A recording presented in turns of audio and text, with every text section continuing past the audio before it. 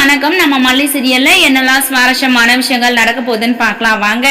நிஷா பாத்தீங்கன்னா ரேணுகாக்காக அந்த நினைவு நாள்ல சாமி கும்பிடணும் அப்படின்னு சொல்லிட்டு கதிரேசன் கிட்ட சொல்லிட்டு இருக்காங்க. ஆனா கதிரேசன் பாத்தீங்கன்னா முடியவே முடியாது, நம்ம நினைச்சது எதுவுமே நடக்கவே மாட்டேங்குது. அதுக்கு எல்லாத்துக்குமே காரணம் ரேணுகா தான். ரேணுகா நமக்கு சப்போர்ட்டிவா இருந்திருந்தா சோ எல்லாமே நடந்திருக்கும். அந்த விஜயம் ஜெயிலுக்கு போயிருப்பான், வெண்பா குட்டியும் நம்மளோட இருந்திருப்பா.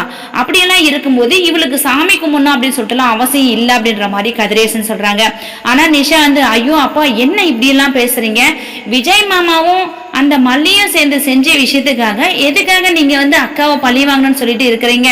அக்கா இறந்து போயிட்டாங்க, அங்கேயாவது அக்காவோட ஆத்மா சாந்தி அடையணும்ல, அதுக்காக தான்ப்பா சொல்றா அப்படின்னு சொல்லிட்டு நிஷா பத்தினா ரொம்பவே கம்பல் பண்றாங்க கதிரேசன் கிட்ட. கதிரேசனுக்கு வேற வழியே இல்லை. இங்க பாருமா நிஷா, இன்னைக்கு உனக்காக நான் ரேணுகாவுக்கு வேண்டிக்கிறேன். பட் ஆனா இதுக்கப்புறம் எப்படியாவது அந்த விஜய பழி வாங்கி ஆகணும், பழி வாங்கி அவனை ஜெயிலுக்கு அனுப்பிச்சிட்டு வெண்பாவை நம்ம வீட்டுக்கு கூட்டிட்டு வரணும், அவளை ரேணுகா விட பல மடங்கு சந்தோஷமா வளர்க்கணும் அப்படின்ற மாதிரி கதிரேசன் பாத்தீங்கன்னா நிஷா கிட்ட சொல்றாங்க. சோ இனி கதிரேசன் நிஷா ரெண்டு பேரும் நினைக்கிறது நடக்கவே போறதில்ல. அதையும் மீறி கண்டிப்பா ஏதாவது ஒரு பிளான் போடுவாங்க.